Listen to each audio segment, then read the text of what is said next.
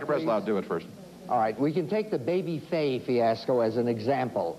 People might look at that and say, that was an example of experimenting on human children. In actuality, it was a case of failed experimentation in animals that was then translated into the human sphere.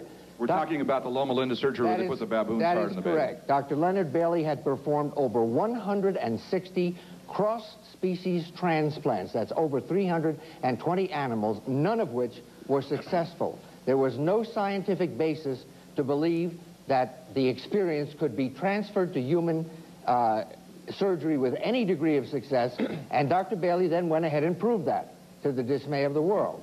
Okay, let me ask Dr. Zola Morgan. He posed a very good question. Yes. You do tons and tons of research on animal models, we take it to the human population, and we have horrible, horrible results. Well, I think that's not the right characterization at all. Please correct me. Well, one characterization is, for instance, in Dr. Engler's work, or we can point to cardiac bypass surgery, the surgery that prolongs. But are there not failures?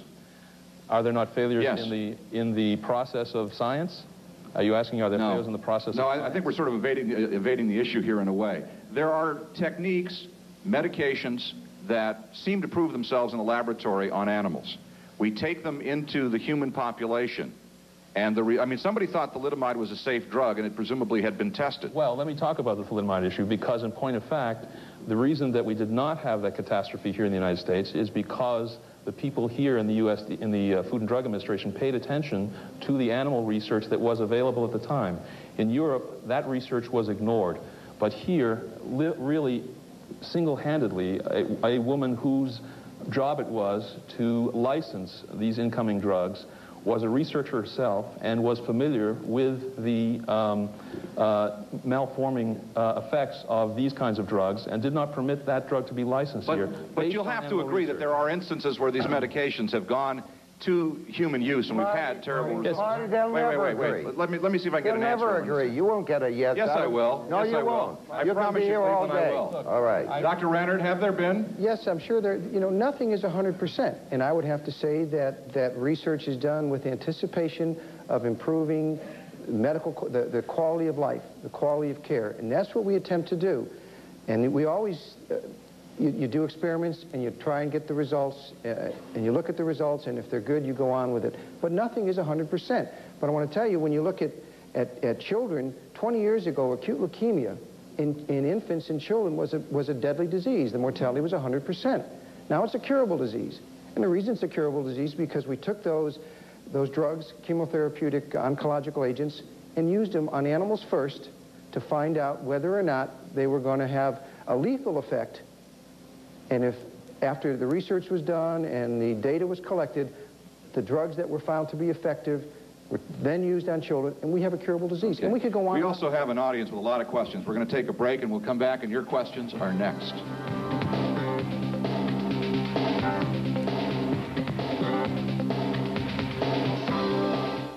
Hello. So, Bob, we out for the beach? I am set. Got a care package from home with OP stuff from Mervin's. In college, and your mother still dresses you? What, she send you short pants with duckies on them? No ducks, they're OP. And a shirt with your initials so you won't lose it at camp?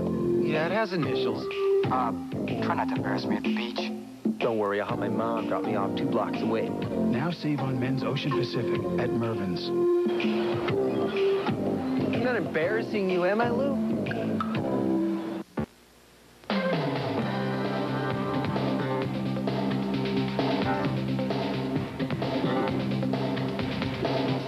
As I'm sure you've already sensed tonight, for animal rights activists, this is a cause of great concern. Tim Carr reports now that this group is determined to make people aware of what they feel are numerous injustices. Their cry shall be heard. Their cry shall be heard. Their cry shall be heard. Sunday, April 30th, hundreds of animal rights activists invade the campus of UCSD. If it is fanatical to demand an end to the infliction of suffering on animals, regardless of where that takes place, then call me a fanatic.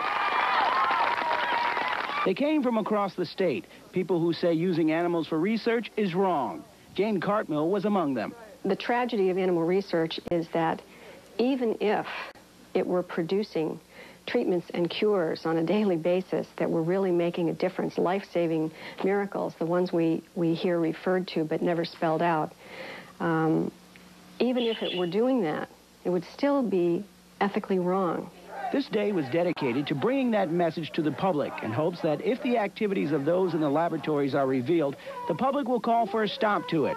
This march was relatively peaceful, without incident, but that hasn't always been the case. Witness early April at the University of Arizona in Tucson. The Animal Liberation Front, better known as ALF, broke into labs on the campus, taking several animals out, including some mice that had been infected with a disease contagious to humans. The people who have taken these animals themselves obviously are at risk to infection. Should they acquire the infection, there's a chance that they might pass this infection along to others. The liberators also set fire in the building, leaving their signature behind. 1985, UC Riverside. The ALF broke in to liberate dogs, cats, mice, and other experimental animals. Not all animal rights activists are radicals who go around blowing up buildings and releasing disease on the public. For the most part, they're everyday people. But those people do support much of the activity of the Animal Liberation Front. I'm enraged when I hear people say the Animal Liberation Front are terrorists. They're not terrorists. The terrorists are the people in the labs doing what they do. Jane Cartmill has been in the animal rights movement for 10 years. She's a member of a local animal advocates group, and though she has never participated in an ALF activity, she says what ALF does is good for the cause. I don't condone violence in general, but I have noted that it's a hallmark of the Animal Liberation Front that no one has ever been injured. And I'm sure that is very much by design. Cartmill says civil disobedience seems to be what it takes to make the change they need. She says she's willing to go to jail for the cause. Like many of those who mourn the deaths of animals in laboratories through symbolic funerals like this one, Cartmill sees a light at the end of the tunnel. I think we are going to be the catalyst that forces society to open its eyes. People are basically not unkind. People are basically pretty good at heart. They would not condone if they knew what was going on. Okay, your name? My name's Chris Waller. I'm a board member of San Diego Animal Advocates, and I have a statement of a couple of parts. Firstly, the research movement likes to characterize people who are against animal research as also being against humanity. I've been an animal rights activist for 5 years. I've been a worker with the mentally retarded in group homes and in educational settings for 10. I've seen what happens to these people when the health care funds are cut. I've seen people having to wait 2 years to even go to the dentist. I'd like Sally Mackler to talk to us about what Dr. Zola Morgan does, so we can hear about it from Sally, and also about inspections at UCSD and what they're like, because Dr. Zola Morgan... Well, let's ask. Okay. Can I ask Dr. Zola Morgan first what he does, and then, all right, Sally, you tell me what you think Dr. Zola Morgan does, and we'll let Dr. Zola Morgan say what he thinks he does, okay? Fine. Dr. Zola Morgan damages parts of the brains of sentient and extremely social animals in an attempt to induce the same symptoms that human amnesiacs suffer from. That's what I think Dr. Zola Morgan does. He already knows what the symptoms are in human amnesiacs, and I want to really reiterate the fact that this is simply a replication of the symptom of amnesia. It has nothing to do with the cause of amnesia, nor does he attempt to cure the amnesia. He simply attempts to reproduce the symptoms of amnesia in his monkey. Okay, is that what you do, Doctor? We need now to separate the fact from the fiction here. What I do is to try and understand what are the structures in the brain that are responsible for memory. That is, what are the structures of the brain in human patients which are damaged and which produce memory impairment. We are at a reasonably primitive level in our understanding, and we can't yet identify precisely what the structures are that are damaged in patients who have memory problems. How do you do this? Let me just say that memory problems is a very prevalent, memory deficits are a very prevalent impairment that is linked to many kinds of diseases, including encephalitis, stroke, Alzheimer's disease. And we are trying to understand what are the brain structures that are damaged, how those structures work, and how we ultimately might be able to prevent that. How do you do that?